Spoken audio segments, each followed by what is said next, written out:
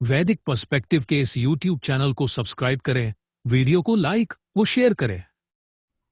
ओम त्रिहवर्तिः यातं त्रिः अनुव्रते जने त्रिः सुप्रअव्ये त्रेधा इव शिक्षितं त्रिः नान्यद्यं वहतं अश्विना युवं त्रिः प्रक्षः अस्मै अक्षरा इव पिन्वतम्। तीन वर्तन हैं, मार्ग हैं, तीन अनुव्रत जन के लिए, तीन सुंदर प्रयोग के लिए, तीन प्रकार से शिक्षा दो, तीन समृद्धियों का वहन करो। हे अश्विना पुरुष और रतयुगल, तुम दोनों तीन संपर्क हैं हमारे, कभी नष्ट न होने वाले के समान परितृप्त हो या प्रेम पूर्वक सेवन करो। यह जो मंत्र लिया गया यह ऋग्वेद के प्रथम मंडल के 34वें सूक्त का यह चतुर्थ मंत्र है। तो मानसिक और भावनात्मक लाभ हमें मिलते हैं। फिर है दूसरा क्या है, व्यक्तिगत और आध्यात्मिक विकास। इसके अंतर्गत आत्म साक्षात्कार, ध्यान और भक्ति के माध्यम से व्यक्ति अपने वास्तविक स्वरूप और गुणों जैसे शांति और पवित्रता को पहचान पाता है। व्यक्ति के मन मस्तिष्क में शांति बनी रहती है और पवित्रता उसके आत्मा में, मन में भरी रहती है, भर जाती है उससे। फिर परमात्मा से संपर्क में हमारे चरित्र में सुधार आता है। ईश्वर से संपर्क व्यक्ति को क्रोध, मोह और अहंकार जैसी बुराइयों से दूर रखने में मदद करता है। हमें क्रोध नहीं आता, आपका मन संतुलित रहता है, मन मस्तिष्क शांत रहता है, उससे क्रोध नहीं आएगा। फिर आप किसी के प्रति मोहग्रस्त नहीं होगे। आप जानोगे कि हमें उस ईश्वर ने हमें भेजा है और बस कुछ समय के लिए हम यहाँ पर हैं और उनसे जुड़ाव आपका नहीं, बस ईश्वर से आप जुड़े रहोगे। अहंकार नहीं आएगा आपको। घमंड, आज व्यक्ति घमंड में चूर रहता है। आप देखो, जरा सी किसी को उपलब्धि मिली और वह अपने आप को क्या समझने लगता है, ये आप देख सकते हो। तो ये अहंकार जैसी बुराइयों को दूर रखने में मदद करता है ईश्वर से संपर्क।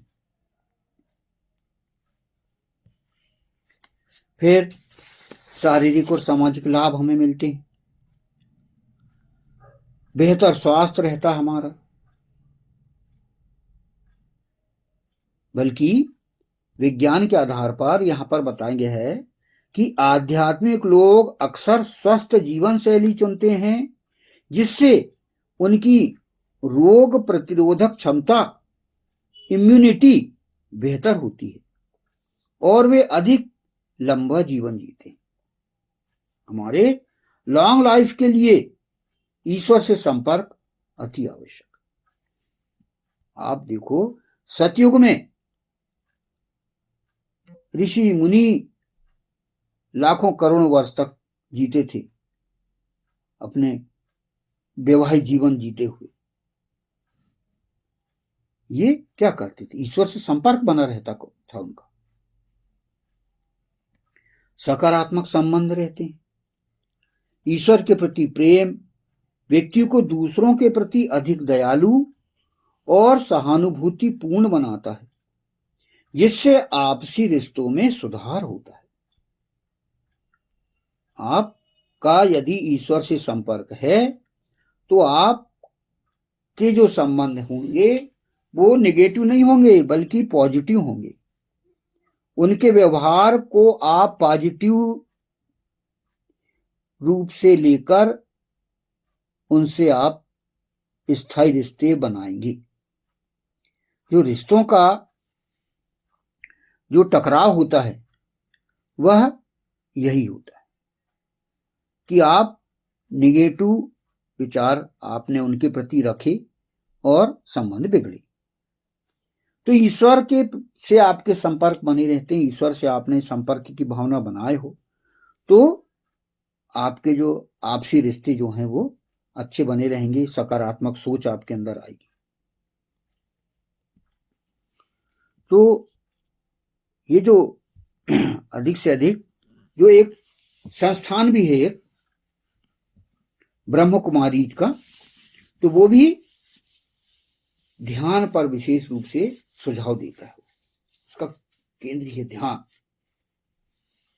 तो वह वो वेद की ही निकली हुई पद्धति है।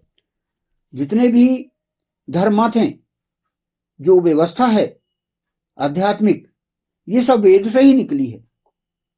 वेदो अखिलो धर्म मूलम कहा गया है। वेद अखिल धर्म का मूल है, ये वहीं से निकले हैं। इसलिए हम मूल चीज क्यों ना पकड़ें, हम जो है मूल चीज क्यों ना पकड़ें, तो ये हमारे लिए लाभदायक होगा, अधिक से अधिक हमें लाभ मिलेगा। तो ईश्वर से संपर्क के लाभ हमने यहां पर समझे, जिसमें कि हम यदि हम इनको अपनाएं तो अधिक से अधिक हम लाभान्वित हो सकते हैं। अब इस मंत्र का, चतुर्थ मंत्र का अगला फुटनोट है। इसमें कहा गया है, कभी नष्ट न होने वाले के समान परितृप्त हो या प्रेम पूर्वक सेवन करो। कभी नष्ट न होने वाले के समान परितृप्त हो या प्रेम पूर्वक सेवन करो। मंत्रांश में क्या कहा गया है, अक्षरा इव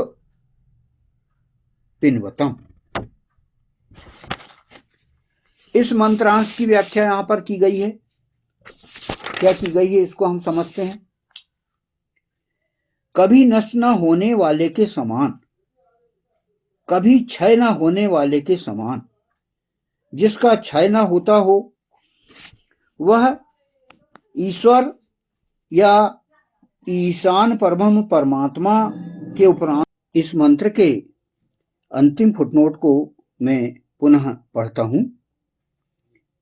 कभी नष्ट न होने वाले के समान, कभी क्षय न होने वाले के समान, जिसका क्षय न होता हो, वह ईश्वर या ईशान परम परमात्मा के उपरांत केवल परम पुरुष ही है। विष्णु परम पुरुष ही अनंत क्षय भोग करने वाला है।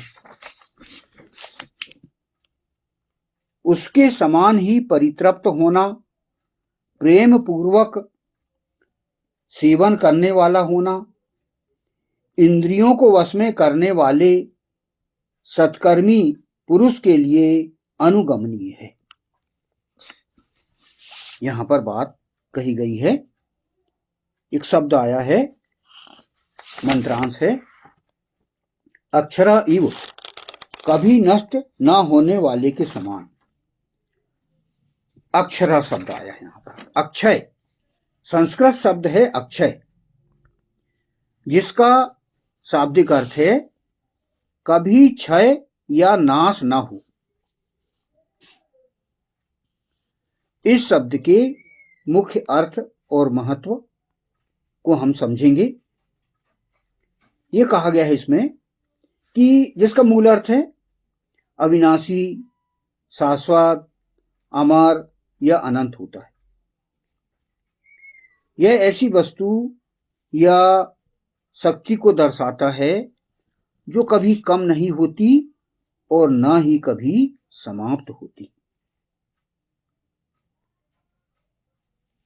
यह अक्षय शब्द का हम अर्थ लें।